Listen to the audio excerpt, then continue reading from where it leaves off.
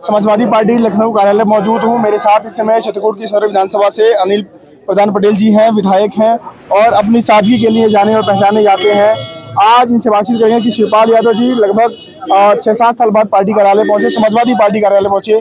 क्या क्या अंदर बातें हुई आने वाले सत्र को लेकर के, कैसी तैयारी चल रही है? देखिए, पहली बार तो आज आदरणीय श्री शिवपाल यादव जी का आगमन हुआ पार्टी कार्यालय में। सब लोग उत्साहित हुए, पर चूंकि उन्होंने एक लंबा राजनीतिक संघर्ष माननीय नेताजी के समय में और समाजवादी पार्टी को बढ़ाने में किया था, और उनके नए दिशा और उनके बातें सुनने के बाद हमको तमाम सारी जानकारियां भी मिली और किस प्रकार से हमको सदन में भी लड़ाई लड़ना है। और जिस प्रकार से भारतीय जनता पार्टी की सरकार में, चाहे पिछली सरकार रही हो, ये सरकार रही हो, कितनी बुरी तरह से जो यहाँ की कानून व्यवस्था है पूर्ण रूप से तार तार हो गई है। महिलाओं पर अत्याचार हो रहा है, दलितों पर अत्याचार हो रहा है, जो समाज के अंतिम पायदान पर बैठे व्यक्ति उनके खिलाफ तमाम सारे अत्याचार हो रहे हैं। इसके साथ साथ चाहे वो गौशाला की समस्या, बिजली की समस्या, पानी की समस्या, जो जनहित से जुड़ी चीज़ें हों, उन विषयों पर भी हम लोग सदन में लड़ाई लड़ते भी रहे हैं। आने वाले समय में भी माननीय श्री अखिलेश यादव जी के आशीर्वाद से हम लोग सदन में विपक्ष के नाते मजबूती से लड़ाई लड़ने का काम करेंगे और जनता को न्याय और जो जनता को उत्तर प्रदेश की लोगों की परेशानियां उनको सदन में रखने का काम कर रहे हैं। आजकल लगातार देखा जा रहा है कि शूद्र का जो मुद्दा है बहुत कला है। अखिलेश जी ने कहा कि मैं सदन में सूबे के मुख्यमंत्री, सदन के मुखिया से सवाल पूछूंगा कि क्या मैं शूद्र हूँ कि नहीं हूँ। सवाल ये है कि किस प्रकार से भारतीय जनता पार्टी की सरकार में कुछ वर्ग के या विशेष वर्ग के लोगों का काम हो रहा है। आज भी जो समाज के अंतिम पायदान पर बैठा व्यक्ति है, या जो संविधान की धारा है, या जो संविधान है, संवैधानिक व्यवस्था को कमजोर किया जा रहा है। आज किसान परेशान है, नौजवान परेशान है, छात्राएं परेशान है, महिलाएं परेशान है, समाज का हर एक वर्ग का तबका परेशान है। हम तो ये जानना चाहते हैं कि सरकार ये जवाब कब देगी कि उन्होंने जितने बड़े मेमो पहले भी साइन किए तो उनका कह रहे थे इतना बड़ा इन्वेस्टमेंट मीट हुआ है, तो उसका प्रतिफल जमीन पर कब निकले। सरकार कहती कुछ और है, सदन में कुछ और जवाब देती है और जनता के बीच में कुछ और जवाब कहती है। भूमि पर, जमीन पर, धरातल पर सरकार का कोई काम, आज भी सरकार का कोई काम जमीन पर नहीं था। यूपी का जो जीडीपी लगभग 5 लाख करोड़ का है, लेकिन जो इस बार का इन्वेस्टमेंट हुआ है वो 33,50,000 करोड़ का है और कह रही है कि यूपी की कार्यकाल बदलने वाली है। यूपी के हर घर में रोजगार दस्तक देगा, यूपी में विकास की गंगा बहेगी। इस दावों में कितनी सच्चाई है? बीजेपी के लोग, बीजेपी की सरकार हमेशा झूठ बोलने वाले लोग हैं।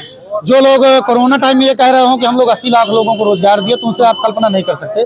जीडीपी है जो सबमिट ये मीट हुई, उसका क्या फायदा होगा नहीं तो आने वाले समय में पता। आप देखेंगे कि लगातार सरकार एक बार पहले बजट लाती है, फिर उसके बाद अनुपूरक बजट लाती है, और जो बजट है वो सरकार किसी भी विभाग में अभी तक खर्चा नहीं कर पाई। आप समझेंगे कि जो पीडब्ल्यूडी का विभाग है उसका जनवरी तक में पैसा नहीं है, अभी तक पैसा नहीं है। कोई भी बिजली पीडब्ल्यूडी का कोई भी टेंडर आज तक नहीं लगा, ना कोई रोड का निर्माण काम हुआ। इसी तरह जो चिकित्सा व्यवस्था पूरी रूप से सतल है, जिलों अस्पतालों में, अन्य अस्पतालों में डॉक्टरों की कमी, एक बहुत बड़ा सिंडिकेट चल रहा है। जिलों में जो भ्रष्टाचार का बोलबाला है, आप देखेंगे कि सरकार छापे मार वाली सरकार है, लोगों को परेशान करने वाली व्यक्ति है। जो गरीब आदमी बेचारा झोपड़ी बना कर रह रहा है, उसके घरों पर बुलडोजर, और कानपुर जैसी आपने घटना देखा होगा तो समाज को सरकार करने वाली घटना है। तो सरकार कहीं ना कहीं पूर्ण रूप से लोकतंत्र में भरोसा नहीं रखा, झूठ बोलने वाली सरकार है, और हम इस सरकार को समाजवादी पार्टी विधानसभा के अंदर बेनकाब करने का काम करेगी। आने वाले समय में 24 का चुनाव है। 24 के चुनाव के पहले सभी राजनीतिक पार्टियां जातिगत आंकड़ों को, जातिगत गोटियां सेट कर रही हैं। उसमें समाजवादी पार्टी कैसी तैयारी कर रही है? इस बार एससी जो वोट बैंक है, ओबीसी वोट बैंक है, उस पर ज्यादा जोर देने की कोशिश हो रही है। समाजवादी पार्टी डॉक्टर लोहिया और बाबा साहब अम्बेडकर की विचारधारा को मानने वाली पार्टी है। समाज के हर वर्ग के, हर तबके को साथ लेकर चलने वाली पार्टी है। हम आदरणीय मुलायम सिंह यादव नेताजी और राम मनोहर लोहिया जी के जो आदर्श हैं, जो समाज की अंतिम धारा पर, समाज के अंतिम पायदान पर जो व्यक्ति खड़ा है उसको समाज के मुख्य धारा में लाकर उसकी पढ़ाई लिखाई, शिक्षा, रोजगार के साथ उसके जीवन स्तर को कैसे हम लोग आगे बढ़ा सकते हैं, कैसे किसान की लड़ाई को लड़ सकते हैं, कैसे महिलाओं की लड़ाई को लड़ सकते हैं, कैसे दलितों की लड़ाई कर सकते हैं, कैसे पिछड़ों की लड़ाई लड़कर समाज को उनकी मुख्य धारा में लाने का काम कर सकते हैं। उस विचारधारा में हम लोग भरोसा रखते हैं। समाजवादी पार्टी उन्हीं विचारधारा पर आगे बढ़ने का काम करेगी। खबर ये भी है कि एक जेल भरो आंदोलन, बड़े आंदोलन की तैयारी चल रही है, उसकी रूपरेखा बनाई जा रही है कि सड़क पर उतरकर विपक्ष तमाम मुद्दों को उठाएगा, रोजगार, बेरोजगारी, युवाओं को, छात्रों को लेकर के। इसकी कैसी तैयारी चली? हम लोग आदरणीय डॉक्टर राम मनोहर लोहिया, बाबा साहब अम्बेडकर को मानने वाले लोग हैं।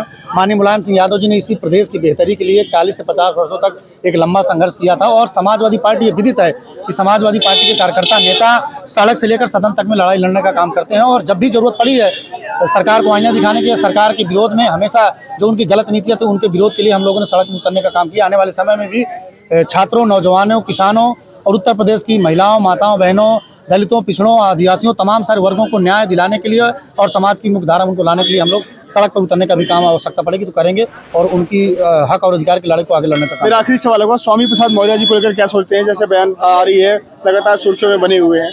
सवाल ये है कि लोकतंत्र में सबको अपने अपने वो धर्म को, जाति धर्मों को मानने का अधिकार है। सवाल ये नहीं कि धार्मिक आस्था तो बीजेपी का मुद्दा है। सवाल ये है कि जिस प्रकार से प्रदेश में अशिक्षा है, बेरोजगारी है, महंगाई है, डीजल पेट्रोल का रेट कितना बढ़ गया, सरसों का तेल कितना रेट बढ़ गया, ये ऐसी सरकार है जो किसानों को खाद नहीं दे पाई। इसी सरकार में, बीजेपी की सरकार में प्रधानों को चरवाहा बना दिए गए। 8-8, 9-9 महीने से प्रधानों को पैसा नहीं मिला, भूसा चारे की व्यवस्था नहीं हो पा रही, सिंचाई नहीं हो पा रही है। छोटा छोटा जो गाँव का आदमी है उसके ऊपर छापेमारी हो रही है, FIR हो रही है बिजली चोरी के नाम पर। तो इन तमाम सारे विषयों पर हम समाजवादी लोग आगे बढ़ने का काम करेंगे और सरकार को विधानसभा में घेरने का काम करेंगे, लोगों को बेहतर लड़ेगा। मेरे साथ चित्रकूट के सदर विधानसभा से अनिल प्रधान पटेल विधायक है, अपनी सादगी के लिए जाने जाते हैं। अभी देख सकते हैं, अभी हवाई चप्पल में और सादा बिल्कुल वेशभूषा में आए थे, इनसे बातचीत की। तमाम मुद्दों आज समाजवादी पार्टी के लिए, समाजवादी पार्टी के कार्यकर्ताओं के लिए बड़ा दिन है, क्योंकि आज समाजवादी पार्टी के जो राष्ट्रीय महासचिव बनाए गए हैं शिवपाल सिंह यादव आज पार्टी कार्यालय आए थे। अखिलेश यादव जी की गैर मौजूदगी में उन्होंने विधानमंडल की मीटिंग थी उसकी अध्यक्षता की और आने वाले बजट सत्र में जो भी समाजवादी पार्टी या विपक्ष जो भी भूमिका निभाएगा, जो भी सवाल होंगे, जो भी तैयारियां होंगी आने वाले 24 को लेकर के तमाम मुद्दों पर बातचीत हुई। और सबसे अहम बात यह है कि अखिलेश जी की गैर मौजूदगी में शिवपाल जी ने अध्यक्षता की और एक बड़ा पद है उनके पास और आने वाले समय में पार्टी में और कद बढ़ेगा और इस बार तो उनकी कुर्सी, खबर ये भी है कि अखिलेश जी के बगल में लगाई जाएगी। तमाम मुद्दे हैं, खबर यहाँ से बहुत बड़ी खबर है। कमेंट में अपनी राय देना मत भूलिएगा। अभी के लिए नमस्कार।